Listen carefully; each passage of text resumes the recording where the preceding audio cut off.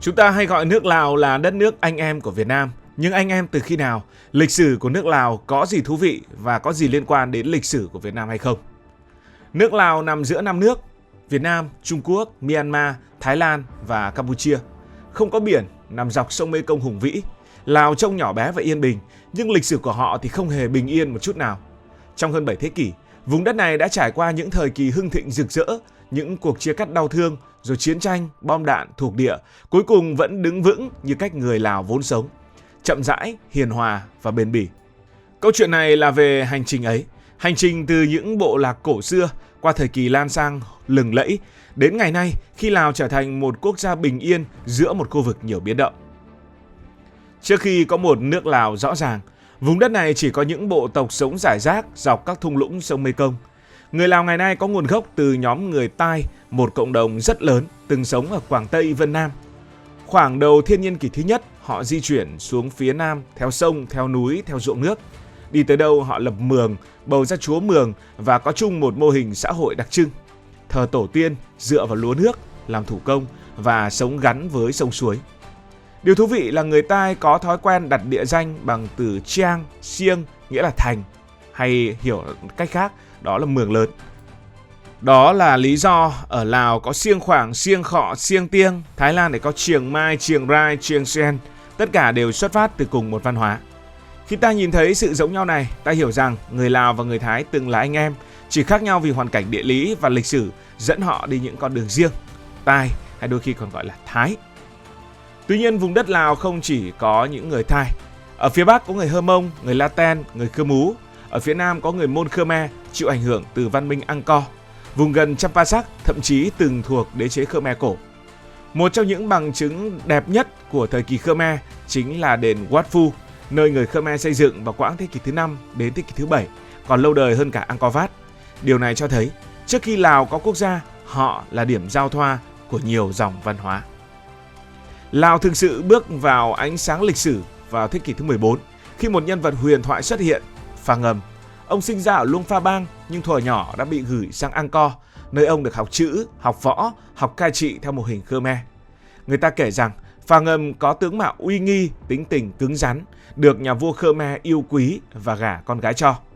Đến tuổi trưởng thành, Phà Ngầm đem quân Khmer cùng lực lượng người Lào lưu vong quay trở lại quê hương, chinh phục các mường, thống nhất lãnh thổ, và năm 1353 lập ra vương quốc Lan Sang, tức Triệu Voi.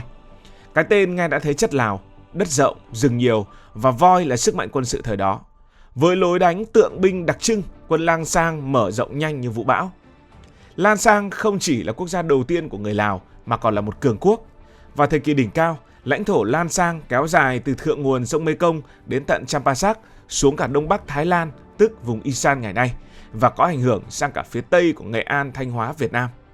Trong thế kỷ 15, thế kỷ 16, Lào không phải là một quốc gia nhỏ mà là một thế lực mà Ayutthaya, tức Thái Lan, và Đại Việt đều phải dè chừng. Nhưng điều quan trọng hơn cả là Phà Ngầm đã đặt nền móng cho văn hóa của người Lào. Ông đưa Phật giáo từ Campuchia vào Lào, biến tôn giáo này trở thành xương sống của dân tộc. Đến nay, đi đến bất cứ làng nào của Lào, ta đều thấy ngôi chùa nằm ở trung tâm, hình ảnh bắt nguồn từ chính thời của vua Phà Ngầm. Nếu Phà Ngầm là người lập quốc, thì Sai Sethathirat là người làm Lan Sang rực sáng. Ông xây tháp Thát Luông, biểu tượng quốc gia ngày nay, rời đô từ Luông Pha Bang về Viêng Chăn, tiến hành một loạt những cải cách toàn diện để củng cố đất nước. Điểm đáng nể nhất của Sai Sethathirat là năng lực quân sự. Thời đó, Miến Điện, tức Myanmar, đang bành trướng mạnh, đánh chiếm Thái Lan rồi dòm ngó Lào. Nhưng quân Lan Sang dưới thời của ông đánh du kích cực kỳ hiệu quả, khiến Miến Điện phải bỏ ý định xâm lược sâu. Lan Sang thời kỳ này được ví như một con voi đứng chắn ngang sông Mekong, giàu, mạnh và gần như không ai dám đụng vào. Nhưng rồi điều không bao giờ thay đổi trong lịch sử Đông Nam Á đã xảy ra. Khi một vị vua mạnh qua đời, cuộc chiến kế vị lại bùng nổ. Sau vua Sethathirat, Lan Sang rơi vào suy yếu và kéo dài hơn một thế kỷ. Đó là mở đầu cho một bi kịch lớn nhất lịch sử nước Lào. Năm 1707, Lan Sang chính thức tách làm hai, Viêng Chăn ở trung tâm và Luông Pha Bang ở phía bắc. Đến năm 1713, vùng phía Nam cũng bị tách ra thành Champasak. Từ đây, người Lào không còn là một quốc gia thống nhất. Ba vương quốc vừa nhỏ vừa yếu đứng cạnh Ayutthaya, Thái Lan một thế lực đang vươn lên cực mạnh.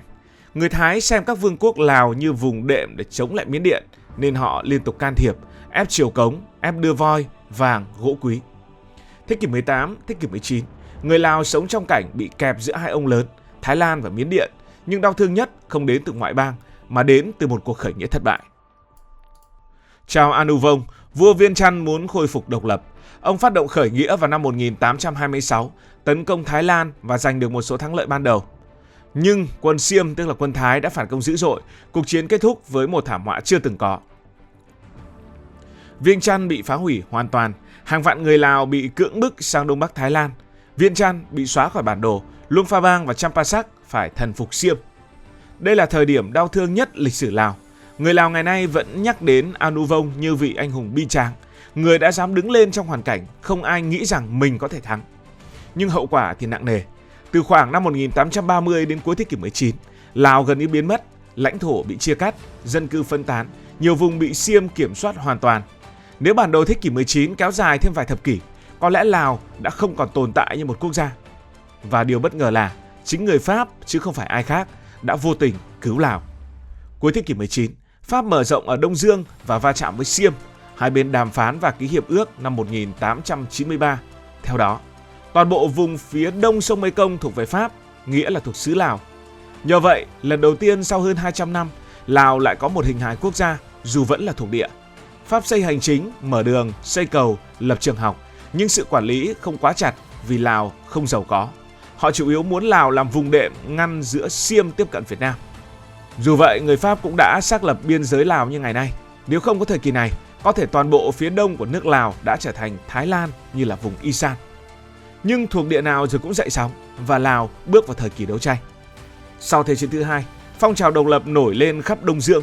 Năm 1953, Lào được công nhận độc lập, nhưng sự chia rẽ xuất hiện ngay lập tức.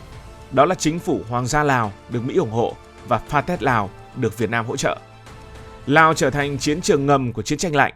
Mỹ tiến hành những chiến dịch ném bom vào đường mòn Hồ Chí Minh và Lào trở thành quốc gia bị thả bom nhiều nhất trong lịch sử nhân loại. Hơn 2 triệu tấn bom, trung bình 2 tấn bom cho mỗi người dân Lào. Nhiều tỉnh như Siêng Khoảng ngày nay vẫn còn bom chưa nổ. Đây là vết thương kéo dài suốt nhiều thập kỷ mà đất nước nhỏ bé này vẫn đang phải gánh chịu. Năm 1975, Pathet Lào giành chiến thắng, nhà vua thoái vị và nước Lào chính thức trở thành Cộng hòa Dân chủ Nhân dân Lào. Bạn có thấy cột mốc rất trùng với Việt Nam hay không? Lào và Việt Nam ký hiệp ước hữu nghị, mở đầu quan hệ đặc biệt giữa hai nước. Nhưng kinh tế Lào giai đoạn đầu rất khó khăn, nông nghiệp lạc hậu, dân cư phân tán, chiến tranh tàn phá, cơ sở hạ tầng gần như không có. Lào vừa phải ổn định chính trị, vừa xây dựng lại đất nước từ những con số rất thấp, gần như là bằng không. Nhận ra bao cấp không hiệu quả, Lào tiến hành cải cách vào năm 1986, tương tự đổi mới của Việt Nam. Họ mở cửa kinh tế, thu hút đầu tư nước ngoài, phát triển giao thông, thủy điện, du lịch. Lào xác định vị thế của mình, trở thành trạm điện, trở thành viên pin của Đông Nam Á bằng việc xây nhiều đập thủy điện và bán điện cho Thái Lan cũng như Việt Nam. Từ đây, Lào dần tăng trưởng ổn định. Năm 1997, gia nhập ASEAN. Năm 2013, gia nhập WTO, biến mình thành một phần của chuỗi kinh tế khu vực. Năm 2021, tuyến đường sắt Lào-Trung Khánh Thành đưa Lào vào hệ thống vận chuyển lớn bậc nhất của châu Á. Ngày nay, Lào vẫn nghèo hơn nhiều nước trong khu vực, nhưng là một quốc gia ổn định, an toàn, ít xung đột nội bộ và giữ được bản sắc văn hóa rất rõ rệt. Đặc biệt, mối quan hệ Việt Nam-Lào vẫn là một trong những mối quan hệ bền chặt nhất thế giới hiện đại.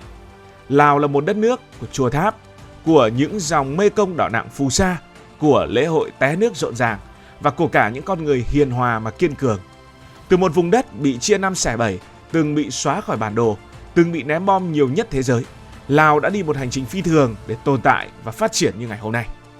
Cảm ơn vì đã quan tâm theo dõi câu chuyện này, phần tóm tắt về lịch sử của nước Lào. Nếu cảm thấy thú vị, bạn có thể nhấn nút đăng ký kênh, bật chuông thông báo và chia sẻ. Còn bây giờ thì xin được nói lời chào tạm biệt.